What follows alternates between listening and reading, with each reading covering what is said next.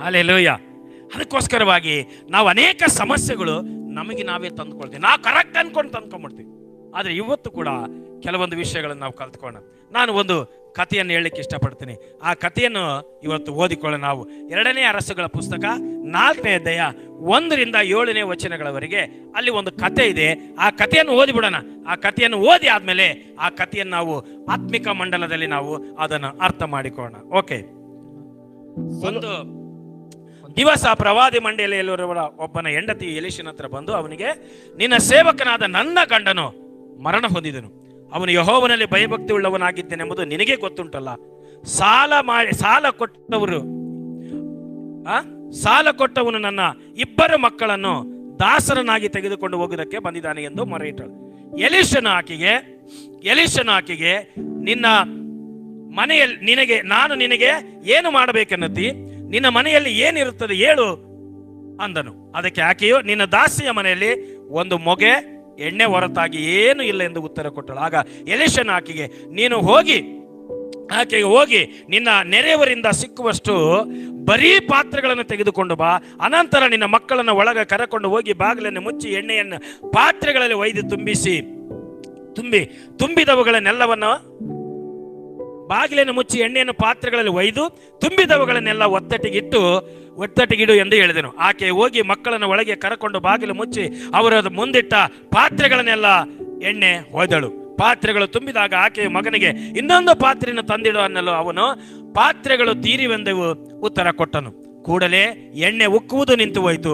తర్వాత ಆಕೆಯು ದೇವರ ಮನುಷ್ಯನ ಹತ್ರ ಬಂದು ನಡೆದಿದ್ದನ್ನೆಲ್ಲ ತಿಳಿಸಿದಳು. ಅವನು ಆಕೆಗೆ, ಹೋಗಿ ಎಣ್ಣೆಯನ್ನು ಮಾರಿ ಸಾಲ ತೀರಿಸು, ಉಳಿದ ಹಣದಿಂದ ನೀನು ನಿನ್ನ ಮಕ್ಕಳು ಜೀವನ ಮಾಡಿರಿ ಎಂದು ಉತ್ತರ ಕೊಟ್ಟನು.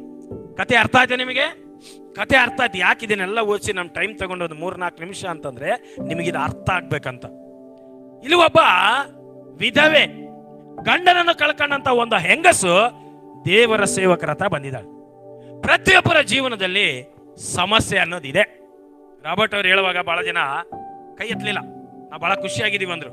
ಆದ್ರೆ ಪ್ರತಿಯೊಬ್ಬರ ಲೈಫಲ್ಲಿ ಕೂಡ ಒಂದಲ್ಲ ಒಂದು ಸಮಸ್ಯೆ, ಒಂದಲ್ಲ ಒಂದು ಕೊರತೆ, ಒಂದಲ್ಲ ಒಂದು ಸಂಕಷ್ಟ, ಒಂದಲ್ಲ ಒಂದು ರೀತಿಯಾದಂತ ಸಾಲದಲ್ಲಿ ಪ್ರತಿಯೊಬ್ಬರು ಕೂಡ ಇವತ್ತು ಇದ್ದಾರೆ. ಆದ್ರೆ ವಾಕ್ಯ ಹೇಳ್ತದೆ, ಈ ಒಂದು ಸಮಸ್ಯೆಯಿಂದ, ಈ ಸಂಕಷ್ಟದಿಂದ, ಈ ಕ್ರೈಸಿಸ್ ಇಂದ, ಈ ಸಾಲದಿಂದ ಸಂಭ್ರಮಕ್ಕೆ ಅಥವಾ ಇದರಿಂದ ನಾವು ಹೊರಗಡೆ ಬರಬೇಕಾದ್ರೆ ಏನು ಮಾಡಬೇಕು ಅನ್ನೋದ್ರ ಕುರಿತಾಗಿ ಕೆಲವೊಂದು ಪ್ರಾಸೆಸ್, ಕೆಲವೊಂದು ಪ್ರಕ್ರಿಯೆಗಳು ದೇವರು ಇಲ್ಲಿ ಮಾಡಿ ತೋರಿಸಿದ್ದನ್ನು ಇವತ್ತು ನಾವು ಕಲ್ತ್ಕೊಳ್ಳಿಕ್ಕಿದೆ. ಪ್ರತಿಯೊಬ್ಬರು ಒಂದು ಸಮಸ್ಯೆ, ಪ್ರತಿಯೊಬ್ಬರು ಒಂದು ಕೊರತೆ, ಪ್ರತಿಯೊಬ್ಬರು ಒಂದು ತೊಂದರೆಯಲ್ಲಿದ್ದಾರೆ. ಬಹಳ ಜನಕ್ಕೆ ಅವರ ತೊಂದರೆಗಳು ಅರ್ಥ ಆಗಲ್ಲ. ಅವ್ರು ಯಾವ ಸಮಸ್ಯೆಯಲ್ಲಿ ಇದಾರೆ ಅಂತ ಬಹಳ ಜನಕ್ಕೆ ಅರ್ಥ ಆಗಲ್ಲ. ಯಾವ ಸಮಸ್ಯೆಯಲ್ಲಿ ನಾವು ಇನ್ನೂ ಇದ್ದೇವೆ ಅಂತ ಅರ್ಥ ಆಗಲ್ಲ. ಕೆಲವರಿಗೆ ಸಮಸ್ಯೆ ಅವರಿಗೆ ಫ್ರೆಂಡ್ ಆಗ್ಬಿಟ್ಟಿದೆ. ಸಮಸ್ಯೆ ಅವರ ಲೈಫಲ್ಲಿ ಒಂದಾಗ್ಬಿಟ್ಟಿದೆ. ಸಮಸ್ಯೆ ಅನ್ನುವಂಥದ್ದು ಒಂದು ಜೀವನದ ಭಾಗವಾಗಿ ಇಟ್ಕೊಂಡಿದ್ದಾರೆ. ಅದಕ್ಕಾಗಿ ಅವರು ಹೊರಗಡೆ ಬರಕ್ ಆಗ್ತಾ ಇಲ್ಲ. ಅದಕ್ಕಾಗಿ ಅವರು ಹೊರಗಡೆ ಬರುವಂತ ಪ್ರಯತ್ನ ಕೂಡ ಮಾಡ್ತಾ ಇಲ್ಲ. ಏನ್ ಮಾಡೋದು? ಮರಕ್ಕೆ ಬರ್ತಾವ ಅಂತಾರಲ್ಲ, ಏನಂತದು? ಏನ್ ಮಾಡೋದು? ಕಷ್ಟ ಮನುಷ್ಯರಿಗೆ ಬರದೆ ಮರಕ್ಕೆ ಬರ್ತಾವ ಅಂತ ಕೇಳ್ತಾರೆ.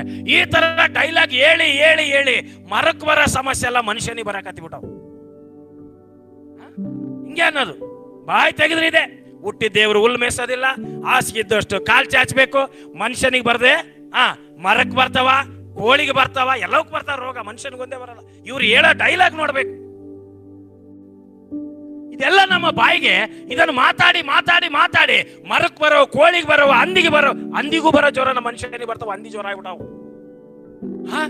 ಕೋಳಿಗೆ ಬರೋ ರೋಗ ಮನುಷ್ಯನಿಗೆ ಬಂದ್ಬಿಟ್ಟು, ಚಿಕನ್ ಏನೋ ರೋಗ ಬಂದ್ಬಿಟ್ಟವ. ಈಗ ಟೊಮೊಟೋಗೆ ಬರೋ ರೋಗ ಬಂದು ಟೊಮೊಟೊ ಜ್ವರ ಬಂದ್ಬಿಟ್ಟ. ನೋಡಿರಿ ನೀವು, ಏನು ಫೀವರ್ ಅಪ್ಪ ಇದು ಅಂದ್ರೆ ಏನಂತಾರೆ? ಹಂದಿ ಜ್ವರಕ್ಕೆ ಒಳ್ಳೆ ಹೆಸರು ಹೇಳ್ತಾರೆ. ಏನಂತಾರೆ? ಡೆಂಗು ಅಂತ. ಡೆಂಗು ಜ್ವರ ಯಾರಿಗೆ ಬರೋ ರೋಗ? ಬರೀ ಹಂದಿಗೆ ಬರೋ ರೋಗ ಮನುಷ್ಯನಿಗೆ ಬಂತ. ಟೊಮಾಟೋಗೆ ಚಿಕ್ಕ ಬರುವಂತ, ಆ ಚಿಕನಿಗೆ ಬರುವಂತ ರೋಗ ಮನುಷ್ಯನಿಗೆ ಬಂದ್ಬಿಡ್ತಾರೆ. ಯಾಕೆ? ನಮ್ಮ ಬಾಯಿಂದ ಅದನ್ನ ಅಂದು ಅಂದು ಅಂದು ಅಂದು ಏನ್ ಮಾಡಿ ಅಲ್ಲಿಗೆ ಹೋಗೋ ಇಲ್ಲಿ ಬರ್ತವೆ, ಆ ಕಡೆಗೆ ಹೋಗೋ ಇಲ್ಲಿ ಬರ್ತವೆ, ಅದಕ್ಕೆ ಹೋಗೋದು ಇದಕ್ಕೆ ಬರ್ತದೆ. ಮನುಷ್ಯನ ಹೊಟ್ಟೆಯಲ್ಲಿ 35 ವೆರೈಟಿ ಹುಳ ಇದಾವಂತೆ. ಯಾರ ಹೊಟ್ಟೆಗ? ಮನುಷ್ಯರಂದ್ರೆ ಯಾರ್ರೀ? ನಿನ್ನ ಹೊಟ್ಟೆಗೆ. ಹೆದರ್ಕೋಬೇಡ. ನಮಗೆಲ್ಲ ಕೆಲವೊಂದೇ ಗೊತ್ತು, ಜಂತು ಹುಳ ಅವೆಲ್ಲ ಹೇಳ್ಬಾರ್ದಲ್ವಾ?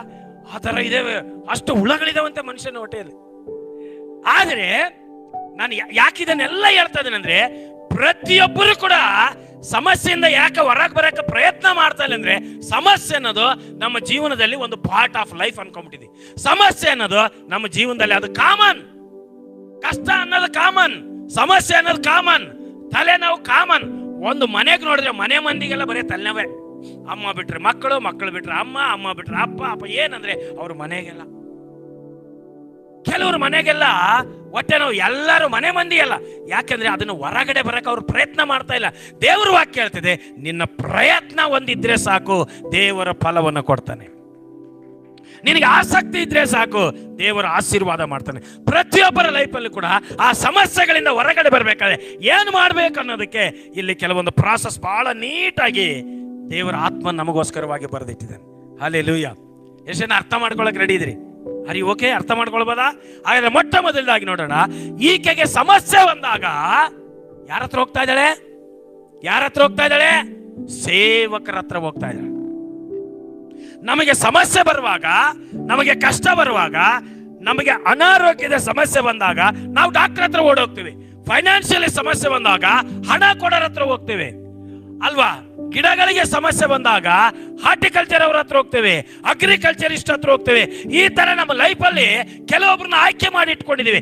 ಆದ್ರೆ ಈಕೆಗೆ ಸಾಲ ಅಂತ ಬಂದಾಗ, ಈಕೆ ಜೀವನದಲ್ಲಿ ಸಮಸ್ಯೆ ಅಂತ ಬಂದಾಗ, ಆಕೆ ಸಮಸ್ಯೆಗೋಸ್ಕರವಾಗಿ, ಪರಿಹಾರಕ್ಕೋಸ್ಕರವಾಗಿ ಆ ಊರಲ್ಲಿರುವಂತ ದೊಡ್ಡ ಹಣವಂತರ ಹತ್ರ ಹೋಗ್ಲಿಲ್ಲ, ಆ ಊರಲ್ಲಿರುವಂತ ರಾಜನ ಹತ್ರ ಹೋಗ್ಲಿಲ್ಲ, ಅಥವಾ ಹಣ ಕೊಟ್ಟನ ಹತ್ರ ಕಾಲಿಡ್ಕೊಳ್ಳಿಲ್ಲ, ಅವ್ರ ಹತ್ರ ಹೋಗಿ ಅವರ ರಿಕ್ವೆಸ್ಟ್ ಮಾಡ್ಕೊಳ್ಳಿಲ್ಲ, ಅವರ ಸಮಸ್ಯೆಯನ್ನು ಕೇಳಿ ಕಣ್ಣೀರು ಹಾಕ್ಲಿಲ್ಲ. ಆಕೆ ಓದಿದ್ದು ಯಾರ ಹತ್ರ ಅಂದ್ರೆ ದೇವರ ಸೇವಕರ ಹತ್ರ. ಪಕ್ಕದಾಗಿರೋರ್ಗೆ ಹೇಳ್ರಿ, ನಿನಗೇನೇ ಸಮಸ್ಯೆ ಬಂದ್ರು ದೇವರ. ಹಾಗಾದ್ರೆ ನೀವು ಆಲೋಚನೆ ಮಾಡ್ರಿ, ಓಕೆ, ಈಗ ನನಗೆ ಹುಷಾರಿಲ್ಲ. ಒಬ್ಬ ಹುಡುಗ ರಾತ್ರಿ 1:39 ಫೋನ್ ಮಾಡ್ದ ನಮ್ಮ ಸಭೆ ಹುಡುಗ. ರಾತ್ರಿ, ಸಾರ್ ನನಗೆ ತಡ್ಕೊಳಕ್ ಆಗ್ತಾ ಇಲ್ಲ. ಎಷ್ಟು ಗಂಟೆಗೆ? ಹಂಗಂದ್ರೆ ಸೇವಕರ ಹತ್ರ ಬಂದ್ರೆ, ಈಗ ನಿಮ್ಮ ಹತ್ರ ಹಣ ಸಮಸ್ಯೆಯಿಂದ ಸೇವಕರ ಹತ್ರ ಬಂದ್ರೆ ಹಣ ಕೊಡ್ತಾರ ಸೇವಕರು? ಅಥವಾ ಅನಾರೋಗ್ಯದಲ್ಲಿ ಸೇವಕರ ಹತ್ರ ಬಂದ್ರೆ, ಈತನ ಹತ್ರ ಹಣ ಇಲ್ಲ, ಹಣಕ್ಕೋಸ್ಕರವಾಗಿ ಆಕೆ ಬಂದಿದ್ದಾಳೆ, ಸೇವಕರ ಹಣ ಕೊಡ್ತಾರ? ಆರೋಗ್ಯ ಇಲ್ಲಂದ್ರೆ ಏನಂತಾರೆ, ಸೇವಕರ ಔಷಧಗಳನ್ನು ಕೊಡ್ತಾರ? ರಾತ್ರೆಲ್ಲ ನಿದ್ದೆ ಬಂದಿಲ್ಲ ಅಂತಂದ್ರೆ ಸೇವಕರೊಂದು ಒಳ್ಳೆ ಮಂಚ, ಬೆಡ್ ಕೊಟ್ಟು ಕಳಿಸ್ತಾರ? ಇಲ್ಲ. ಹಾಗಾದ್ರೆ ಆ ಸಮಸ್ಯೆಯಿಂದ ಹೊರಗಡೆ ಬರಬಹುದಾದಂತ ಎಲ್ಲ ಆಲೋಚನೆಗಳನ್ನು ದೇವರ ವಾಕ್ಯದ ಮುಖಾಂತರ ಕೊಡ್ಲಿಕ್ಕೆ ದೇವರ ಆತ್ಮನ ಅವರನ್ನು ನೇಮಿಸಿದ್ದಾನೆ. ಹಲ್ಲೆಲೂಯಾ. ಆಕೆ ಆತನ ಹತ್ರ ಬರ್ಲಿಕ್ಕೆ ಏನು ಕಾರಣ ಅಂದ್ರೆ, ಆಕೆ ಸಾಲದಿಂದ ಬಾಧೆ ಪಡ್ತಾ ಇದ್ದಾಳೆ. ಸಾಲ ಅನ್ನುವಂತ ಸಮಸ್ಯೆಯ ಸುಳ್ಳಿಯಲ್ಲಿ ಆಕೆ ಬಿದ್ದಿದ್ದಾಳೆ. ಹಾಗಾದ್ರೆ ಸೇವಕರು ಸಾಲ ತೀರಿಸೋದಿಲ್ಲ, ಸೇವಕರು ಸಾಲ ತೀರ್ಸಕ್ಕೆ ಅವ್ರ ಮನೆಯಲ್ಲಿರುವಂತಹ ಹಣ ಕೊಡೋದಿಲ್ಲ, ಅಥವಾ ಸೇವಕರು ಆ ದೇಶದ ಒಬ್ಬ ಟ್ರೆಸರರ್ ಅಥವಾ ಆ ಒಂದು ಹಣಕಾಸಿನ ವಿಷಯವನ್ನು ನೋಡಿಕೊಳ್ಳುವಂತ ವ್ಯಕ್ತಿ ಆಗಿರೋದಿಲ್ಲ. ಆದ್ರೆ ಆ ಸಮಸ್ಯೆಯಿಂದ ಹೊರಗಡೆ ಬರಲಿಕ್ಕೆ ಬೇಕಾದಂತ ಒಂದು ದೈವಿಕ ಮಾರ್ಗದರ್ಶನ, ಆಲೋಚನೆ ಕೊಡೋದಕ್ಕೋಸ್ಕರವಾಗಿ ದೇವರು ಪ್ರತಿಯೊಂದು ಕಡೆಗಳಲ್ಲಿ ಸೇವಕರನ್ನು ಇಟ್ಟಿರ್ತಾರೆ. Hallelujah, hallelujah. ಎಷ್ಟು ಜನಕ್ಕೆ ಅರ್ಥ ಆಗುತ್ತೆ? ನಿಮ್ದು ಹಣದ ಸಮಸ್ಯೆಯೋ, ದುಡ್ಡಿನ ಸಮಸ್ಯೆಯೋ, ರೋಗದ ಸಮಸ್ಯೆಯೋ, ಭವಿಷ್ಯತ್ತಿನ ಸಮಸ್ಯೆಯೋ, ಮಕ್ಕಳ ಸಮಸ್ಯೆಯೋ, ಮದುವೆ ಯಾವುದೇ ಸಮಸ್ಯೆ ಆಗಲಿ, ನಿಮಗೆ ಬೇಕಾದಂತ ಆಲೋಚನೆ ಕೊಡ್ಲಿಕ್ಕೆ ದೇವರ ಮೇಲಿನಿಂದ ಬಂದು ಹೇಳೋದಿಲ್ಲ. ಅದಕ್ಕಾಗಿ ದೇವರು ತನ್ನ ಸೇವಕರನ್ನು ನೇಮಿಸಿದ್ದಾನೆ. ಅವರ ವಾಕ್ಯ, ಅವರ ಬಾಯಿಂದ ಬರುವಂತ ಒಂದೊಂದು ಮಾತಿನ ಮೂಲಕವಾಗಿ, ಅವರ ಬಾಯಿಂದ ಹೇಳುವಂತ ಒಂದೊಂದು ಆಲೋಚನೆ ಮೂಲಕವಾಗಿ ಪ್ರತಿಯೊಬ್ಬರ ಕೊರತೆಗಳು ನೀಗ್ತದೆ, ಪ್ರತಿಯೊಂದು ಸಮಸ್ಯೆಗಳ ಪರಿಹಾರ ಆಗ್ತದೆ, ಪ್ರತಿಯೊಂದು ವ್ಯಕ್ತಿಯ ಜೀವನದಲ್ಲಿ ಒಂದು ಚೇಂಜಸ್, ಒಂದು ಬದಲಾವಣೆಯನ್ನು ಕಾಣಲಿಕ್ಕೆ ಸಾಧ್ಯ ಇದೆ. Hallelujah, hallelujah. ಹಾಗಾದ್ರೆ ಮೊದಲನೇದಾಗಿ ಆಕೆ ಮಾಡಿದ್ದೇನೆ. ನನಗೆ ಬಹಳ ಬೇಜಾರಾಗುವಂತ ವಿಷಯ ಏನಂದ್ರೆ, ನಿಮಗೆ ಬೇಜಾರಾಗಿಲ್ಲೇನು? ಕೆಲವರಿಗೆ ಸಾಲ ಮಾಡೋದು ಒಂದು ಅಭ್ಯಾಸ, ರೂಢಿ. ಸರ್, ಒಬ್ರು ಬರ್ತಾರೆ, ತಿಂಗಳ ನಮ್ಮ ಮನೆಗೆ ಬರ್ತಾರೆ, ಸರ್ ಈ ತಿಂಗಳು ಸಾಲ ತೀರ್ಬಿಡ್ತಾ ಸರ್, ಮುಂದಿನ ತಿಂಗಳು 1 ಲಕ್ಷ ತಗೊಳ್ಳ ಅಂತ ನನ್ನ ಕೇಳ್ತಾಳೆ. ಬರ್ಸ್ಬಿಟ್ಟಿನಿ ಸರ್. ಅವ್ರು ಹೇಳ್ಬೇಕಮ್ಮ, ನೀನ್ ಕರೆಕ್ಟ್ ಕಟ್ತೀವಿ, 1 ಲಕ್ಷ ಏನವ, 2 ಲಕ್ಷ ಬೇಕಾದ್ರೆ ಕೊಡ್ತಾನ ಅಂತಾನ. ಸಾಲಗಾರನ ಮಾಡಕ್, ಅವನು ಬಡ್ಡಿ ಮಕ್ಕಳು ಮಾಡಕ್, ಅವತ್ತು ಏನ್ ಮಾಡ್ತಾನೆ, ನೀವು ಬಡ್ಡಿ ಕಟ್ಕೊಂತೀರಿ ಅಂತೇಳಿ ಏನ್ ಮಾಡ್ತಾರೆ ಅವರು? ಟೆಂಪ್ಟ್ ಮಾಡ್ತಾನೆ ಇರ್ತಾರೆ. ಇದು ಮುಗಿದ್ರೆ ಅದು ಮುಗಿದ್ರೆ ಇದು. ಅದು ಸಾಲ ಅನ್ನುವಂಥದ್ದು ಶಾಪ. ಸಾಲ ಅನ್ನುವಂಥದ್ದು ಒಂದು ವಿಷ. ನಮ್ಮನ್ನು ಸ್ಲೋ ಆಗಿ, ನಿಧಾನವಾಗಿ ನಮ್ಮನ್ನು ದೇಹವೆಲ್ಲ ವ್ಯಾಪಿಸಿಕೊಂಡು ಹೋಗುವಂತ ಕ್ಯಾನ್ಸರ್ ತರ ಅದು ಕೂಡ ಶಾಪ. ಅದು ಈತನ ವಾಕ್ಯ ಹೇಳ್ತದೆ, ಈತನ ದೇವರು ನಂಬಿದ್ನಂತೆ. ಹೌದಾ? ದೇವರು ನಂಬಿದ್ನ ಇಲ್ವಾ? ಡೌಟ್ ಆಗಿ ನೋಡ್ತಾ ಇದೆ. ಅದಕ್ಕೆ ದೇವರು ನಂಬಿದಾನೆ, ಆತನ ಸಭೆಯಲ್ಲಿ ಭಾಗವಹಿಸ್ತಾ ಇದ್ದಾನೆ,